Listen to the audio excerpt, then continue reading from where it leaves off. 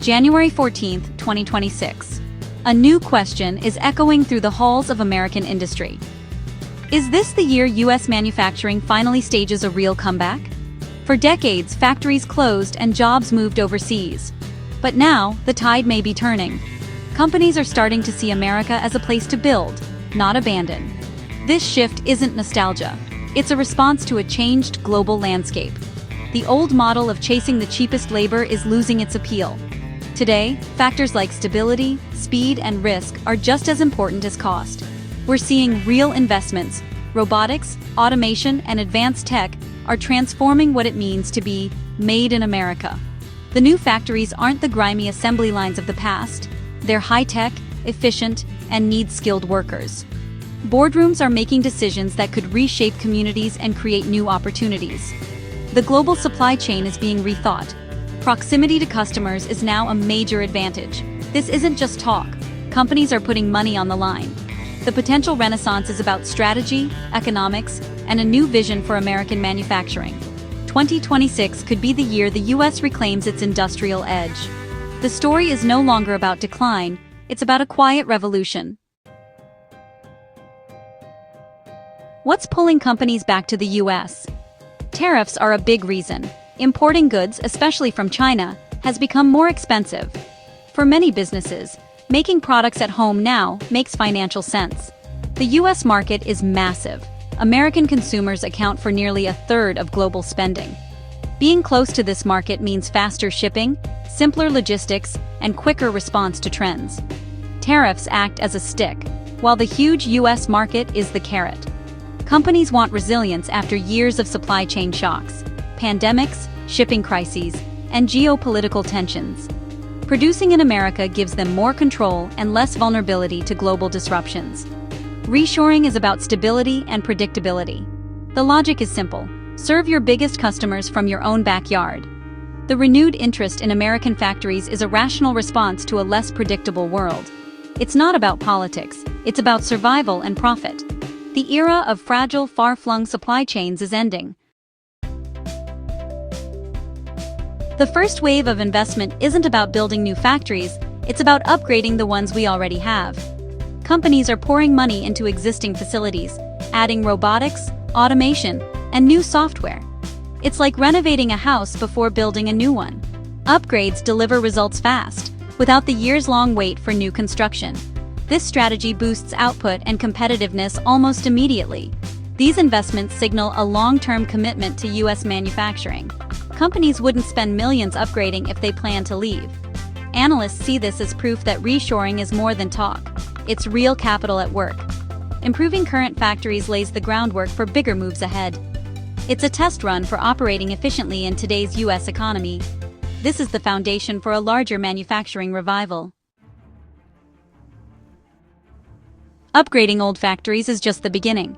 Once companies hit the limits of existing facilities, the next step is building new, state-of-the-art factories, so-called greenfield projects. We're not seeing a flood of these yet, but the groundwork is being laid. Success with upgrades gives companies the confidence to invest billions in new plants. Analysts predict a surge in greenfield projects in late 2026 and 2027. These projects create thousands of jobs and can transform entire communities. The shift isn't just about a few jobs, it's about a strategic realignment of American industry.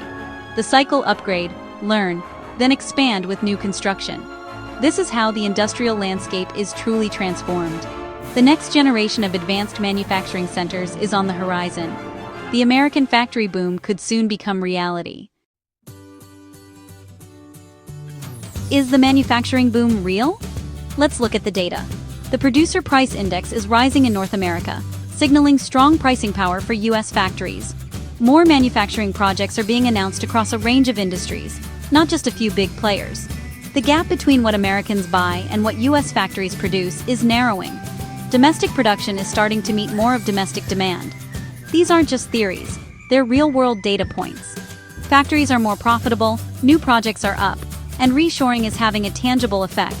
The trend is broad-based and rooted in fundamental economics.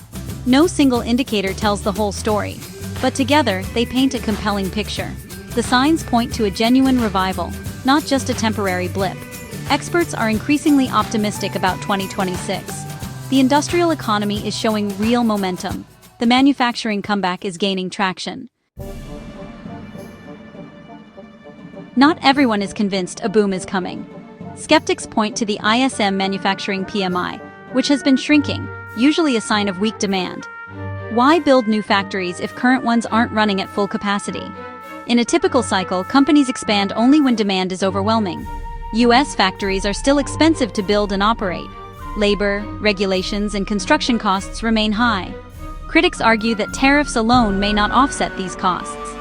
Some say companies will simply shift production to other low-cost countries, not bring it all back to America. The reality is complex. Reshoring may happen for some products, but a sweeping boom is far from guaranteed. Corporate decisions are driven by hard numbers, not headlines. Without strong demand, a large-scale investment wave is unlikely. The skeptics urge caution and a focus on traditional indicators. The debate is far from settled. Optimists have a counterargument. This isn't a normal economic cycle. The main driver isn't new demand. It's tariff mitigation and supply chain security. Companies want to protect profits from the huge U.S. market, not necessarily sell more. Traditional demand signals like the PMI may not apply. The U.S. trade deficit is massive. Over $1.2 trillion in goods are imported each year. Reshoring aims to capture a slice of this existing demand, not create new demand. Even replacing a fraction of imports with domestic production would be a huge boost. Think of the U.S. economy as a leaky bucket. Reshoring patches the hole, keeping more spending at home. That's why low PMI readings don't worry the optimists. The opportunity is to substitute domestic for foreign production, regardless of overall growth. This is a unique moment. Companies have strong incentives to build new capacity even with weak traditional indicators. The rules of the old cycles don't fully apply. The push is about resilience and cost. The pull is the giant U.S. market. It's a story of substitution, not expansion. Looking ahead, bullish analysts predict U.S. industry could see its fastest growth in a decade. The real acceleration is expected in late 2026 and into 2027 as greenfield projects break ground. New factories mean more jobs, both in construction and long-term manufacturing. The global landscape is shifting. Companies are moving from short-term fixes to long-term strategies.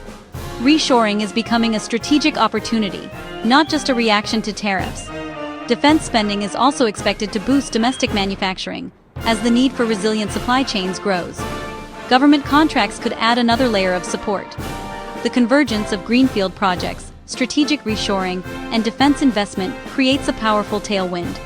The outlook for the next 2 years is bright. 2026 could be the year the manufacturing revival becomes visible and real. The pieces are falling into place for a new era of American industry. Perspective is key.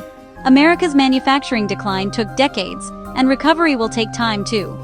The potential boom of 2026 is just the start of a much longer journey. Even regaining a few points of global market share would mean millions of jobs and huge economic gains. The current trends, driven by tariffs and market access, are laying the foundation for decades of renewal. This isn't about recreating the past, but building a high-tech, competitive sector for the future. Economists see this as a structural shift, not a temporary cycle. The logic of globalization is giving way to a new focus on resilience and proximity. America's huge market, innovative culture, and stability make it uniquely positioned for this new era. Today's investments are the down payment on a long-term comeback. The signs are positive, powerful incentives, strategic shifts, and a massive domestic market. 2026 could be a pivotal year for American industry. The journey won't be quick, but it's underway. The story of American manufacturing is being rewritten, starting now.